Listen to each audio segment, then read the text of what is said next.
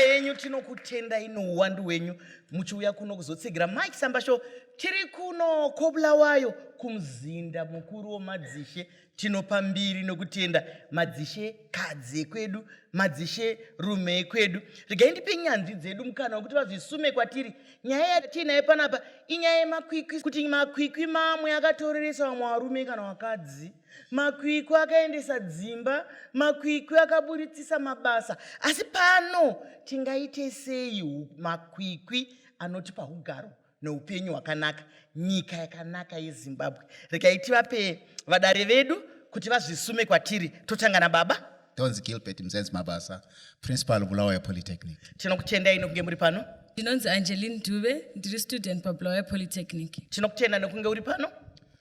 Tinotenda. Ndinoitwa mufundisi K Kaonde from Apostolic Faith Mission in Zimbabwe. Ndinoshumira ndiri muno, ndinoshuvira mweya yese kuti tiende kunashe. Hallelujah.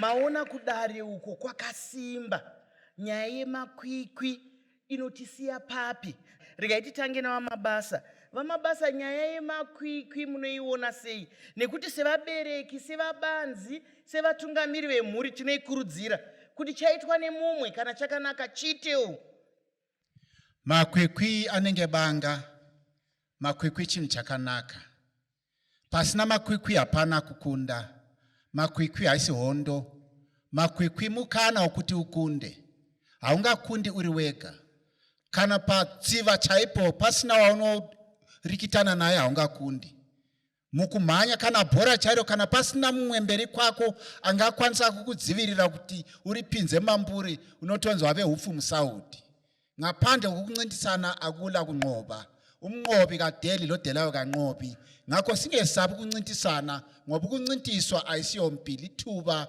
lokuthi sinqobe asiziva ukuthi chaunokukwizana chacho chi chinangwa chiri chi nokuti on goal inoverengwa but against the team mashoko makukuta kutaurwa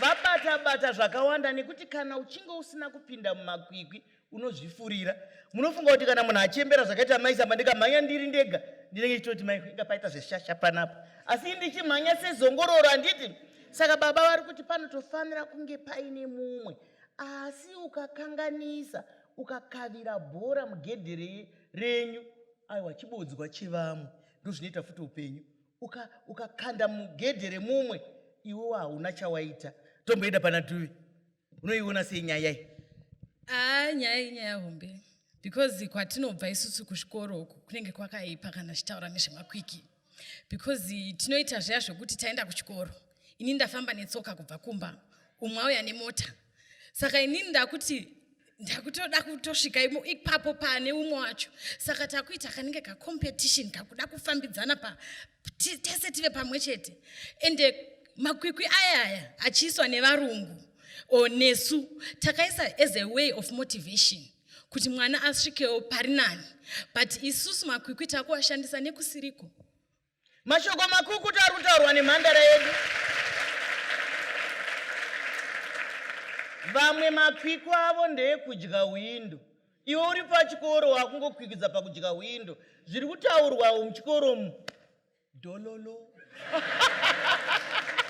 handitika saka makwikwi ngaange aine chinangwa nezviri kuitika tomboya pamuri baba omweya tinotenda makwikwi haatangi tava zvatirizvi makwikwi ukatarira mushoko raMwari anotanga even usati wabuda panyika pano kuberekwa naamai anotangira even paresi mujaho wokutanga wawakagona kukunda kubuda mudumbu raamai kusvika paurapa uchibva pambeu yokuberekwa nababa saka ndo makwikwi okutanga asi makwikwi anozotevera ndokunge wava kufamba panyika ino iyi tichipinda mushoko raMwari makwikwi akanetsa vana vokutanga Kaini naAbheri akasvika pakukuvadzisa akasvika pakutourayisa mumwe asi Mwari vambomuyambira kuti makwikwi ako aya dai waadzora ukaita zvakanaka haungafari here mashoko akanaka ari kutaurwa nababa nai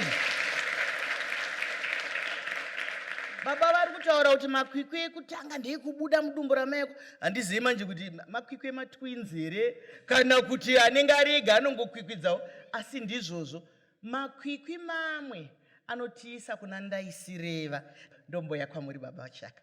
Makwikwi ane paviri, makwikwi ngaave nechinangwa. Mamwe makwikwi akashata, mamwe makwikwi akanaka. Hatingati makwikwi ekuti unoita zvokuponda vanhu, kana kuti makwikwi ekunoba, makwikwi akanaka. Makwikwi ngaave nechinangwa chine pundutso ramangwana. Makwikwi ngaave ekuchikoro, makwikwi ngaave ekurima, makwikwi ngaave ekusumudzira maindustry. Ndizvozvo mashoko akanaka naye ari kutaurwa nemapurisa edu. Kuti kune vamwe vane mbiri yekutonzi hawi anoba kana mombe chaiye anoba, kutobikirwa doro. Vanenge vaine zvitendero izvozvo vanotobika doro kunzi aiwa pana asekuru vanobapa. Munoziva kana munhu ongororo netsvakiridza yatakaita kana munhu iri mbavha, shaveri here kuba kana ramubata akashaya chekuba anoba kana ivhu woisa muhomwe anozorasa panze rinenge ramubata. Ndo makwikwi asina basa ari kutaurwa pano. Taura ako mwanangu. Sabona ukuthi empilweni kule izikhathi ezitshiyeneyo zokuncintisana, njalo nxa sikhangela impilo njengoba injalo asoyokuncintisana ngeyokubonisana, sigijima sonke endaweni, indawo yinye yimpilo le, sonke siya endaweni eyodwa. Ingakho awumelanga sincintisane kodwa kumele sibonisane, sincedisane. Njalo kuthi kunjalo umncintiswano esingawubona lapha ukuthi empilweni wena uhamba okunganani. Ikho lapho esingathi khona ikuncintisana khona lapho uzimezha la uzibona ukuthi hayi ngisuke lapha ngafika lapha. Kana tiri mumakwikwi ngatipe pundutso yekuziva kuti ndabva apa ndasvika apa zvino kana ari makwikwi ekungoita pasina chaunotarira. Kunyange vanosakura handiti unoti ukasakura unotarira kuti sora rafa here, waripfuura here. Taurako. Makwikwi akanaka kana aina Mwari mukati. Nekuti pakupedzisira kana zvisina Mwari mukati, tinoona kuti ndizvo zvichazotuma vazhinji kubata-bata kwatinoti kuromba pachishona. Zvekuti nekufamba kwenguva urombwa ihwohwo hunogona kuzosvika pakuzopera kana kuexpire. Zvekuti zvinozodzoka kudzinza zvakuzouraya ingava mhuri kana vangava vana vanozoberekwa mumagenerations anenge akutevera. Mashoko makukuta ari kutaura nai. Asi chinotinetsa ndechekuti hanzi makwikwi anoda munhu anoziva Mwari. Imo muno matiri mese munomu ndikataura kuti vanopinda makereke ndeani, vanoenda kuchechi. Ndoziva kuti tinoenda kuzvitendero zvakasiyana-siyana, vamwe maHindu, vamwe maMoslem, vamwe maKristu. Vanhu vatiri kutaura navo mwanangu vanhu vanoziva musika vanhu, asi ndo vanhu varasika. Saka chirongwa chiri pano nokuti kana ukabvunza izvozvi so panapa wese munhu museso ndanga ari kukereke kwake kasangana muchikamu chinotera.